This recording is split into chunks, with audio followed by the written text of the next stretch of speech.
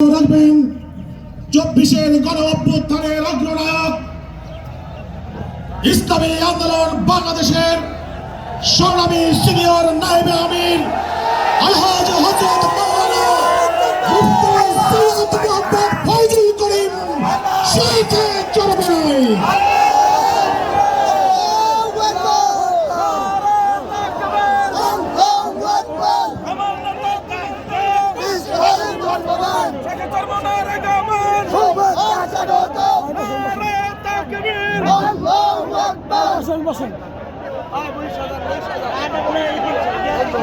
السلام عليكم ورحمة الله وبركاته. نحمد ونصلي على رسوله وبارك. أعوذ بالله من الشيطان الرجيم. بسم الله الرحمن الرحيم. الحكم لله. صدق الله العظيم. সবাই বলি সাল্লাল্লাহু আলাইহি ওয়াসাল্লাম। ইসলামী আন্দোলন বাংলাদেশ কর্তৃক আয়োজিত আজকে মহাসমুদ্রের সম্মানিত সভাপতি আমাদের শেরে তাজ হযরত পীর সাহেব চরমনাই দামাত বারকাতুল আলিয়া মহাসিন বিশিষ্ট জাতীয় শ্রেষ্ঠ সন্তান শ্রদ্ধা ভাজন ওলামায়ে কেরাম, ইসলামী দলের নেতৃবৃন্দ, অন্যান্য দলের নেতৃবৃন্দ, সামনে উপবিষ্ট ইসলাম প্রিয় দেশপ্রিয় ভাইয়েরা আমার, আজকে সম্মেলন কেন? আমরা পিআর সিস্টেম নির্বাচন চাই, সংখ্যানুপাতিক হারে নির্বাচন চাই। বিএনপি কেন মানছে না? বিএনপিকে দাবি করেছে আমরা জাতীয় সরকার গঠন করব, এটা বিএনপির দাবি। আর জাতীয় সরকার গঠন করার জন্য সবচেয়ে ভালো পদ্ধতি পিআর সিস্টেম নির্বাচন। জাতীয় সরকার সর্বদলের অংশগ্রহণমূলক সরকার, আর সর্বদলের অংশমূলক সরকার গঠন হতে পারে একমাত্র পিআর সিস্টেম নির্বাচনের ভিত্তিতেই। তাহলে কেন বিএনপি মানছে না? কারণটা আমি তো বুঝি না। অবশ্যই বিএনপিকেও পিআর সিস্টেম নির্বাচন মানা উচিত। সংস্কার চাই। বিএনপি বলছে আমরা সরকার গঠন করে ক্ষমতায় গিয়ে সংস্কার করব। প্রথম প্রশ্ন হবে এই, আগামীতে বিএনপি ক্ষমতায় যাবেন, এই গ্রান্টের মধ্যে কি দিয়েছে? আপনি কিভাবে ভেবেছেন যারা 91 থেকে 96 পর্যন্ত ফেল করার কারণে 96 ক্ষমতা আসতে পারে নাই, আবার 2001 থেকে 2005 পর্যন্ত দেশ চালাবার কারণে 2008 তারা ক্ষমতা আসতে পারে নাই। 2001-এ বিএনপি ইশতেহার ঘোষণা করেছিল, সেই ইশতেহারের মধ্যে 10% বিএনপি বাস্তবায়ন করতে পারে নাই। এমনকি 2001-এ বিএনপি ইশতেহারে 1 নম্বর শর্ত তারা পালন করতে পারে নাই। আমি বিশ্বাস করি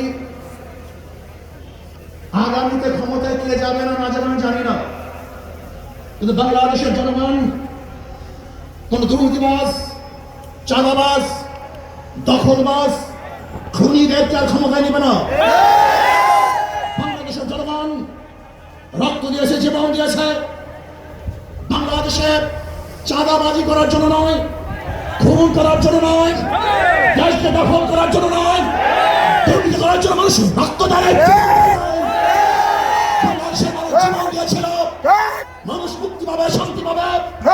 আমার গরিব দুঃখী মানুষ ক্ষুধার্ত থাকবে না, বাংলাদেশের একজন মানুষও খোলা আকাশের নিচে থাকবে না, বাংলাদেশের একজন গরিব বস্ত্রহীন থাকবে না, আমার বাংলাদেশের কোন মানুষ গুম হবে না, খুন হবে না, বাংলাদেশের কোন ব্যবসায়ীকে চাঁদা দিতে হবে না, বাংলাদেশের প্রত্যেক নাগরিক অধিকার বাস্তবায়ন হবে, তারা শান্তিতে বসবাস করতে পারবে, নির্বিঘ্নে ঘুমাতে পারবে। আমার মা বোনরা ইজ্জত দিয়ে রাস্তায় চলাফেরা করতে পারবে। বাংলাদেশের মসজিদ থাকবে, মাদ্রাসা থাকবে, দাড়ি থাকবে, দাড়ি নিতে পারবে না।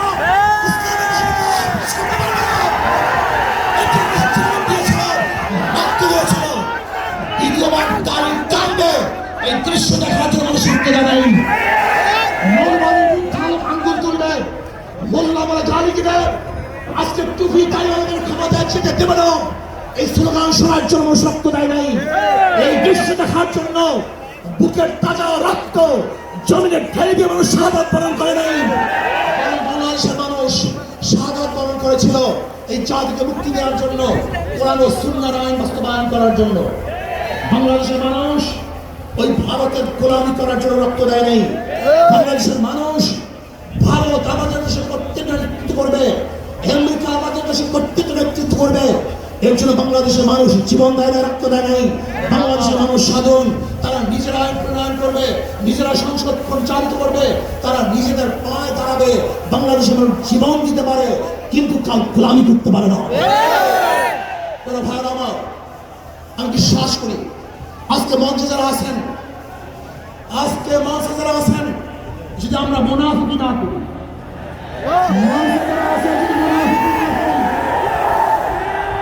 মুখের এবং কাজের কথা যদি একসাথে থাকেন, মুখের সাথে কাজের যদি মিল থাকেন, আমি এই লক্ষ জনতার সামনে কসম করে বলতে পারি আগামীতে ক্ষমতা দেবে ইসলাম, ক্ষমতা দেবে ইসলাম।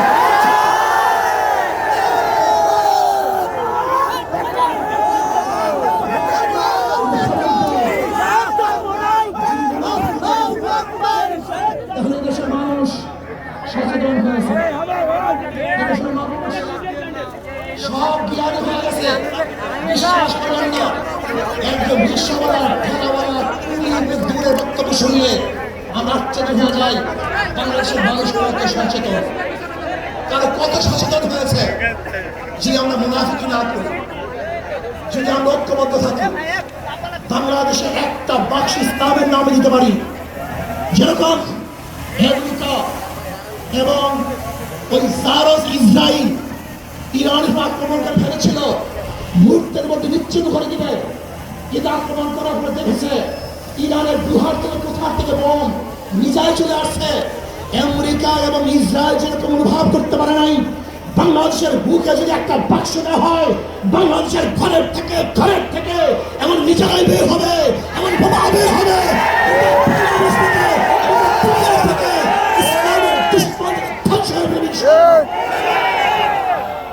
ঐক্য হন, মুনাফিকি করবেন না, ঐক্য হন। এইটা আমার মেসেজ থাকবে। যদি ঐক্যবদ্ধভাবে ক্ষমতার লোভকে সংবরণ করে, আমি ক্ষমতায় যেতে চাই না, ইসলামকে ক্ষমতায় নিতে চাই। আমি ক্ষমতায় যেতে চাই না, কোরআন ও সুন্নাহকে ক্ষমতায় নিতে চাই। যদি আদর্শ পালন করেন, এই নীতি আদর্শ যদি গ্রহণ করেন, ইনশাআল্লাহ নাসরুম মিনাল্লাহি ফাতহুন করিম, অবশ্যই সাবিরিন সেই দিন আসতেছে। আমি দেখতেছি, মনে হয় আমার চোখের সামনে আমি দেখতেছি এই সংসদের মধ্যে কলেমার কথা হবে, কোরআন ও সুন্নাহর কথা হবে, লা ইলাহা ইল্লাল্লাহ উচ্চারিত হবে। বাংলাদেশের মানুষ শান্তিতে বসবাস করতে পারবে, অত্যাচার থাকবে না, অবিচার থাকবে না। প্রত্যেকটা মানুষের প্রাপ্তি তাদের ঘরে ঘরে পৌঁছানো। আজকে আমার মা মনে করছে ইসলাম ক্ষমতা আসলে আমাদের অবস্থাটা কি হবে। ইসলাম ক্ষমতা আসলে প্রত্যেকটা মানবনের ন্যায্য অধিকারকে প্রতিষ্ঠিত করা হবে। ইসলাম ক্ষমতা আসলে আগামী 5-10 বছরের মধ্যে সমস্ত গরিবরা দরিদ্র সীমার উপরে চলে যাবে। ইসলাম ক্ষমতা আসলে 28 লক্ষ কোটি টাকা বিদেশে পাচার হবে না, দুর্নীতি থাকবে না, জুলুম থাকবে না, অত্যাচার থাকবে না, নির্বিচার করে মানুষ আর খুন হবে না, খুন। ইসলাম ক্ষমতা আসলে শ্রমিকদেরকে তাদের অধিকার আদায়ের জন্য রাস্তায় নামার প্রয়োজন হবে না। ইসলাম ক্ষমতা আসলে কৃষক শ্রমিক মজদুররা তাদের অধিকারকে প্রতিষ্ঠিত করার জন্য ইসলামী সরকার তাদেরকে নিয়ে কমিটি গঠন করে তাদের প্রাপ্তি তাদের কাছে পৌঁছায় দেবে। আসুন ইসলাম হুকুমাত কায়েম করার জন্য আমরা চেষ্টা করব। আজকে আমাদের এই জনসভা যশোর থেকে আমার কিছু ভাই আসার সময় তারা এক্সিডেন্ট হয়ে শাহাদাত বরণ করেছে। আল্লাহ তাদেরকে জান্নাতুল ফেরদাউস দান করুন। আমার অনেক ভাইরা হাত অবস্থা আছে, আল্লাহ পাক তাদেরকে সুস্থ করে দেন। আসুন, আজকে জনসমুদ্রে আমরা আসছি, আমাদের টাকা নাই, পয়সা নাই, নিজের পয়সা দিয়ে এসছি, নিজের খানা খেয়েছি। এই জাতিকে, এই দলকে, এই কাফেলাকে গোটা দুনিয়ার কোনো প্রশক্তি পরাজয় করতে পারবে না, থামিয়ে রাখতে পারবে না। অবশ্যই ইনশাআল্লাহ আমরা বিজয় হব।